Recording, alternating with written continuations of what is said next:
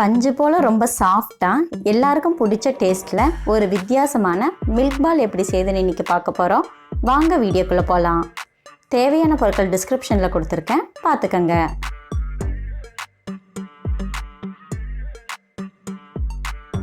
Hi everyone, welcome to Y2K சமையல்.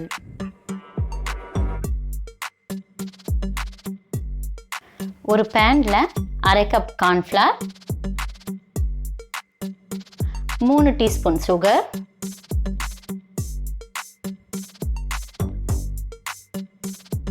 3/4 cup milk, இது 3 ஒன்றா சேர்த்து நல்லா மிக்ஸ் பண்ணிக்கோங்க.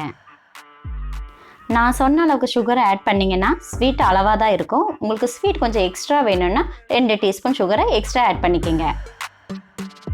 அடிஷ்னலாக தண்ணி எதுவும் ஆட் பண்ணாமல் நல்லா கட்டி இல்லாத மாதிரி மிக்ஸ் பண்ணிக்கோங்க. நல்லா மிக்ஸ் பண்ணதுக்கப்புறம் அதை நம்ம குக் பண்ண ஆரம்பிச்சிடலாம்.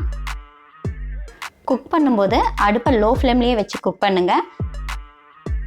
அடுப்பை ஹை ஃப்ளேமில் வச்சு குக் பண்ணிங்கன்னா பால் திரிஞ்சிரும். அதே மாதிரி கார்ன்ஃப்ளவரும் சீக்கிரமாக கெட்டியாயிடும். லோ ஃப்ளேமில் வச்சு நீங்கள் குக் பண்ணிங்கன்னா தான் கார்ன்ஃப்ளவரோட பச்சை வாசனையும் இருக்காது. அதே மாதிரி பாலும் திரிஞ்சு போகாமல் நம்மளுக்கு தேவையான கன்சிஸ்டன்சியில் கிடைக்கும். பாருங்கள், கார்ன்ஃப்ளவர் நல்லா குக் ஆகி கெட்டியாக ஆரம்பிக்குது. தொடர்ந்து இன்னும் 1 நிமிஷம் கலக்கணுன்னா நம்மளுக்கு தேவையான கன்சிஸ்டன்சி கிடைச்சிரும். பேனில் ஒட்டாமல் ஒரு சப்பாத்தி மாவு பதத்துக்கு ரெடி ஆகிடுச்சு. இந்த ஸ்டேஜில் இதை நம்ம இறக்கிடலாம்.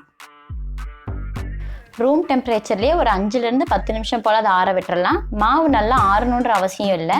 ஓரளவுக்கு நம்ம கை பொறுக்கிற அளவு சூடு இருந்தால் போதும். ஓரளவுக்கு நல்லா ஆறிடுச்சு.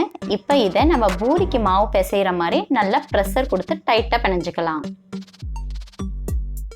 எந்த அளவுக்கு நம்ம ப்ரெஷர் கொடுத்து இதை பிணையிறோமோ அந்த அளவுக்கு மில்க் பால் வந்து ரொம்ப சாஃப்டாக கிடைக்கும்.